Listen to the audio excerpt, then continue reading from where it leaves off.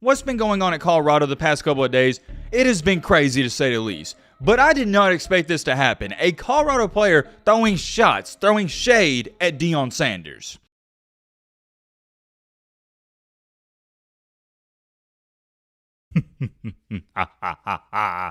I've came to the conclusion that my favorite, and I mean my absolute favorite reality TV show currently, is the Colorado football team. Look, man, it's relatively simple. I don't have time to waste. You don't have time to waste. This is going to be a late night video, primetime video. We're getting straight into it. I do need to give context to every situation, though. If you haven't watched the last, 400 videos we've made talking about this Deion situation, I don't have time to explain them all. I'm sorry, I'm not sorry. You're going to have to go watch them. I can't sit up here and explain detail by detail every single event that has led up to where we are now. There's 3 reasons I'm not going to do that. Reason number 1, that's boring. I've already said it and I don't want to repeat myself. Reason number 2, that's not fair to the people that have already watched those videos. And reason number 3, we don't have time. But, and I have a big but, we do have time to talk about the newest of new updates, and I believe this is the most intriguing one up to this point. It feels like I say that every single time, but what we're going to talk about in tonight's video is that Colorado players are now taking shots, jabs, and they're throwing shade at Coach Prime, aka Deion Sanders. Whatever you want to call them, Colorado players are throwing shots at their head coach. Yes, that's right, you heard me correctly. And I've never, and let me repeat that, I've never seen this happen in the history of college football,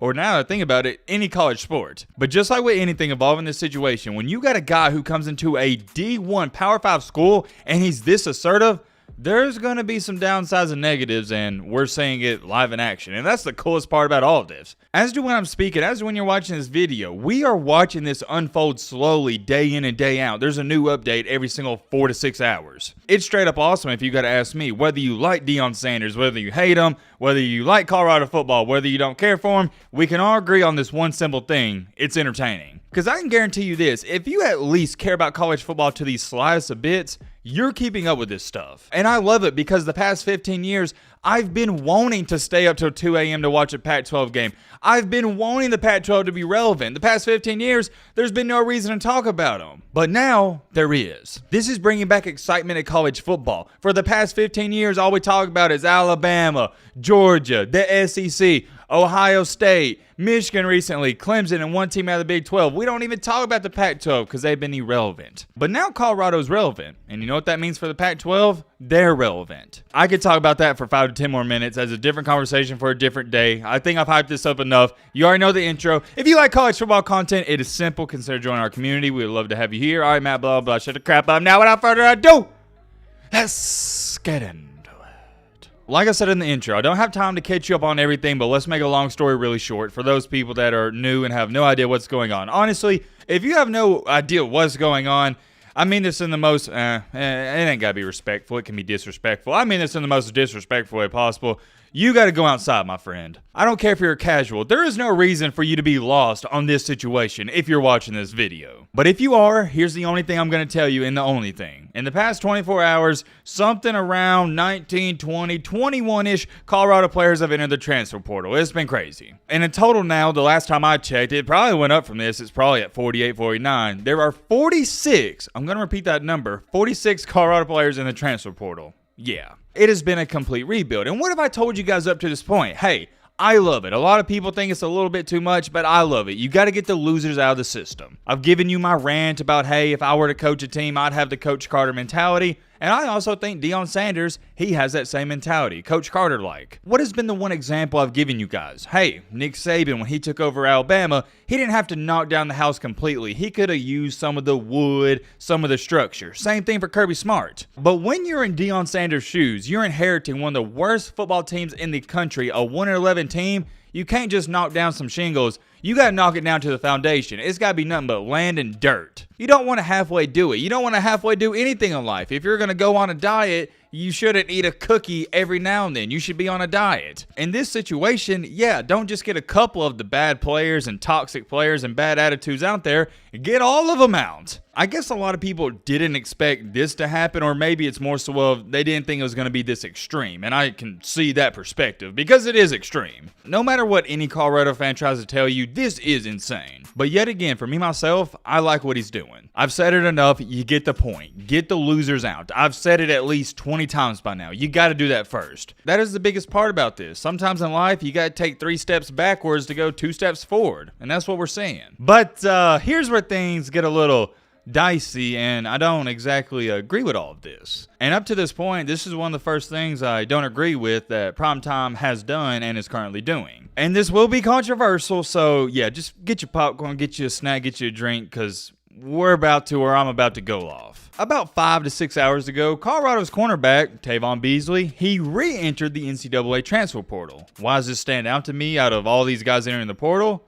Because he played for Deion Sanders at Jackson State. Yeah, I think we all agree. Kind of odd that one of Deion's Louis bags is turning against him. To be honest, I don't think it's the biggest deal in the world, and I like this perspective that somebody left under it. This is a guy from a smaller school going to a power school, and maybe, just maybe, he saw his talent wasn't up to par. Great perspective, outstanding perspective. But check this one out. There goes that narrative of being 1-11 and the kids transferring are from last year's team. What do y'all think about that? Because that's all I've seen everybody saying. Hey, the kids that are leaving, they're from the sorry loser 1-11 team. We don't care about them. Well, this guy, he was playing for Deion at Jackson State. I'm not trying to say anything. I'm with the side of the people saying, hey, get all the losers out. I don't care about the 30 guys transferring because out of 30 of them, 25 were on the 1-11 team. Get them out of here. I'm with y'all. But this one is one of the exceptions to that rule. So let me know your thoughts on that down below. I don't really have too much more to say. What we are really, and I mean really about to get into, is a former Colorado player has taken shots and has thrown a ton of shade at Coach Prime, aka Deion Sanders. Let's be serious for a second here. What's been going on at Colorado the past couple of days? It has been crazy to say the least. But I did not expect this to happen. A Colorado player throwing shots, throwing shade at Deion Sanders. This is something I didn't expect. But maybe, just maybe, I should have saw this coming. I say we take a look at it. Zachary Courtney, yet again I'm going to remind you, a player for Colorado tweeted this out. For the coaches who are trying to recruit me, I am sorry, but I will not be able to get y'all my film from my practices last season since I am not allowed to have it because the head coach at Colorado won't allow it. Head coach Deion Sanders. This is very unlucky, and if you have any questions, just text me. Whoa, man. What do y'all think about just the fact he tweeted that out? I've seen a lot of mixed emotions, a lot of mixed feelings. I don't have time to go through all the comments because you guys know it's controversial. And there's honestly so many different sides of this where I can make an argument for, so hear me out. On one hand, I saw a ton of people saying, hey kid, you need to delete this. Why would you even tweet this out? You should address this with the coaches and all that nice stuff. I agree, but here's my counter argument. Maybe he did that. They was like, hey, kid, you're not getting the film. You're in the transfer portal. Go kick rocks. And this was the only option he had left. So that's one side of it. And before I get carried away here, he also tweeted this out. Again, this is not a shot at Deion. I just wanted coaches to know I had no film for them.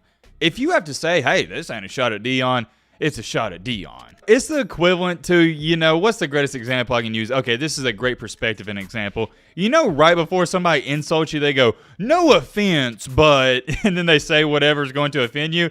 That still doesn't mean it's okay. And y'all know exactly what I'm talking about. People go, no offense, but you're ugly. You're terrible at basketball. You're terrible at football. Like, what? I think y'all know what I'm saying. That's the vibes I'm getting from this message right here. Like, come on now. In this first message, this was him throwing some subtle shade at Deion Sanders. Let's be real here. He didn't even address him as Coach Prime or Deion in the message. He said the head coach of Colorado football. Wouldn't even mention his name. So cut that BS out. You're throwing some shade, and I'm not saying there's anything wrong with it. Now, here's the other perspective. I want to read off this to you. It's their film. Schools don't randomly send their practice footage to players. You're not entitled to it. This is the side of it that's rather intriguing where most of your casuals don't understand. Some coaches do send film. Some coaches don't. It is what it is. But the coaches that don't send film, it's because they don't want an opposing team, opposing head coach, to get an advantage on them. It's plain and simple. That's it. I can't dumb it down any more than that. If you don't understand why a head coach at Colorado doesn't want to send his film to